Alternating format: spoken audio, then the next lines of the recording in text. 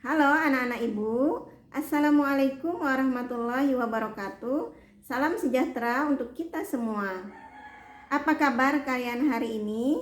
Semoga selalu dalam keadaan sehat. Dan selamat ya, kalian sudah naik ke kelas 4. Nah, perkenalkan nama Ibu Juleha. Ibu Juleha adalah wali kelas dari kelas 4B. Ibu Juleha juga akan menyampaikan materi di jenjang kelas 4 ini.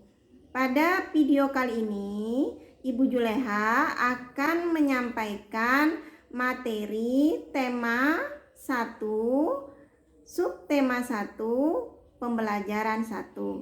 Simak videonya dengan baik ya, dan kerjakan soal-soalnya dengan teliti. Kalau kalian sudah selesai mengerjakan soal, kalian bisa kumpulkan ke guru kelas kalian masing-masing.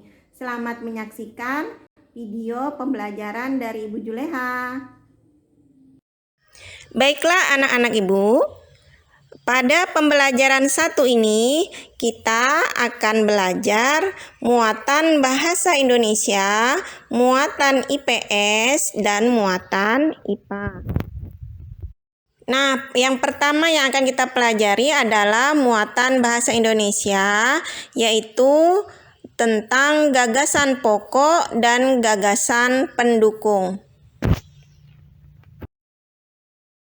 Sekarang anak-anak ibu perhatikan pengertian dari gagasan pokok dan gagasan pendukung. Gagasan pokok adalah topik yang dibahas pada suatu teks. Gagasan pokok ditemukan pada kalimat utama yang terletak di bagian awal, akhir, atau awal dan akhir paragraf. Sedangkan gagasan pendukung adalah uraian atau informasi tambahan pada suatu bacaan.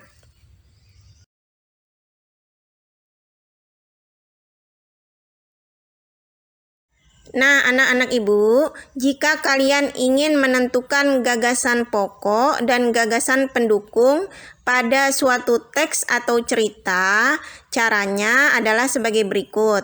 1. Bacalah teks dengan cermat. 2. Cermati kalimat pertama hingga kalimat terakhir pada setiap paragraf. 3. Temukan kalimat utama dan kalimat penjelas dalam suatu paragraf.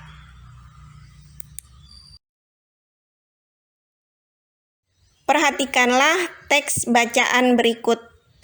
Pada teks bacaan tersebut, kalimat utama terletak di awal paragraf.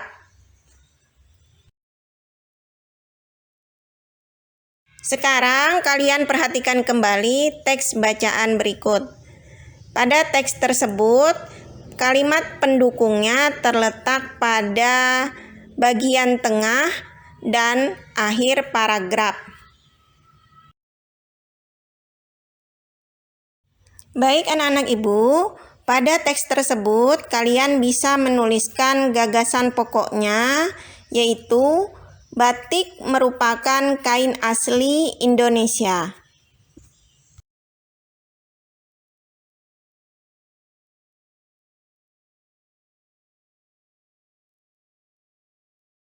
Sedangkan gagasan pendukungnya dapat kita tuliskan, yaitu seperti 1.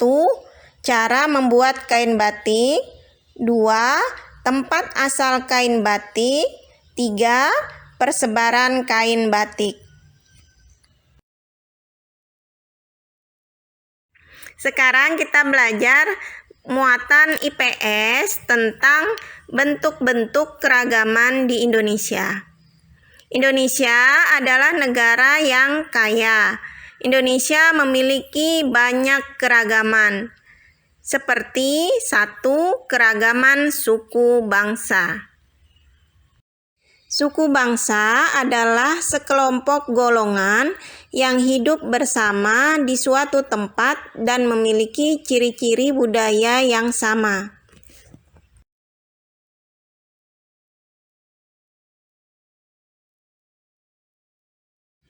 Sekarang perhatikanlah contoh suku bangsa yang menyebar dan ada di pulau-pulau di Indonesia.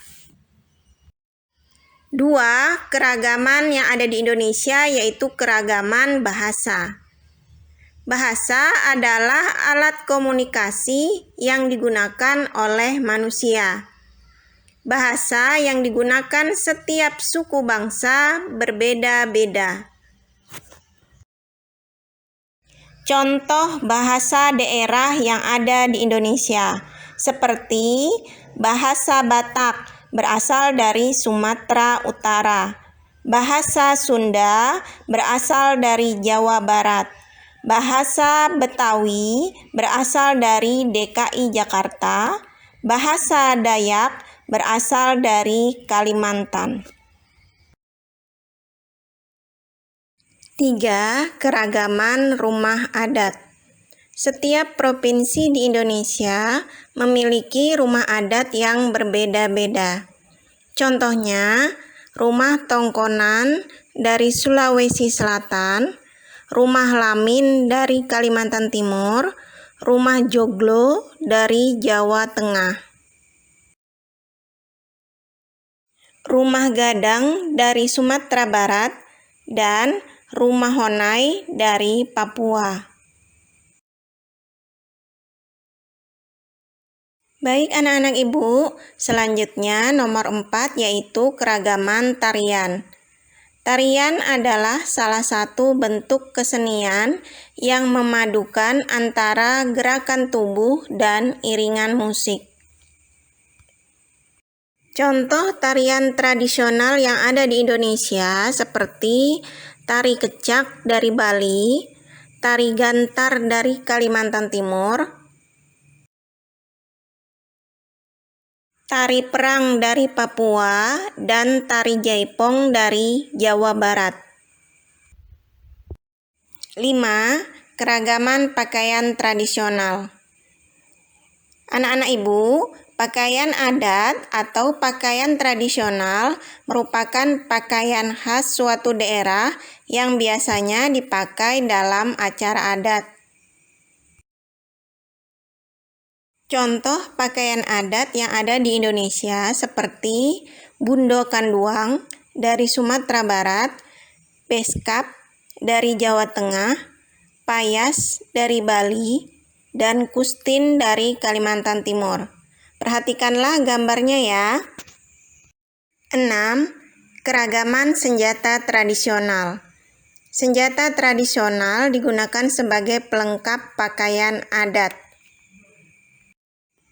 Contohnya yaitu rencong dari Aceh, keris dari Jawa, dan tombak trisula dari Sumatera Selatan. 7. Keragaman alat musik tradisional. Setiap provinsi memiliki alat musik tradisional dengan cara memainkan alatnya yang berbeda-beda atau beragam-ragam. Contohnya, alat musik tradisional seperti tambo dari Aceh, angklung dari Jawa Barat, dan tifa dari Papua. Baik anak-anak ibu, sekarang kita belajar muatan IPA. Nah, muatan IPA ini masih berkaitan dengan muatan IPS tadi ya, yaitu tentang alat-alat musik tradisional. Kenapa masih berkaitan dengan alat musik tradisional? Karena pada muatan IPA ini kita akan belajar tentang bunyi. Bunyi dapat dihasilkan dari benda-benda yang bergetar. Dan alat musik jika dimainkan akan menghasilkan getaran sehingga menghasilkan bunyi. Untuk menghasilkan bunyi, alat musik memainkannya bermacam-macam. Contohnya seperti 1. Dipukul. Alat musik yang dimainkan dengan cara dipukul, misalnya gong dan gendang. 2. Ditiup. alat musik yang dimainkan dengan cara ditiup, misalnya trompet dan seruling.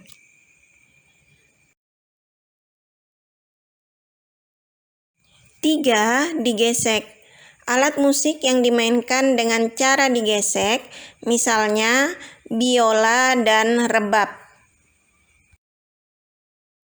4. Dipetik. Contoh alat musik yang dimainkan dengan cara dipetik, misalnya gitar dan kecapi.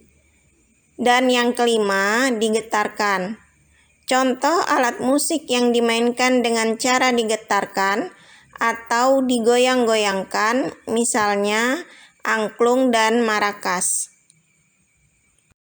Setelah tadi mendengarkan penjelasan dari Ibu Juleha, sekarang kalian kerjakan tugas berikut ini di buku tulis kalian.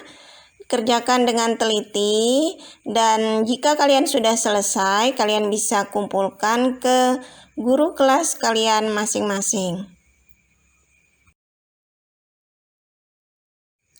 Sampai di sini dulu video pembelajaran dari Ibu Juleha kali ini. Semoga apa yang sudah Ibu sampaikan dapat dengan mudah dipahami oleh anak-anak Ibu sekalian. Jangan lupa selalu jaga kesehatan dan selalu semangat untuk belajar. Terima kasih. Sampai ketemu lagi di video pembelajaran selanjutnya.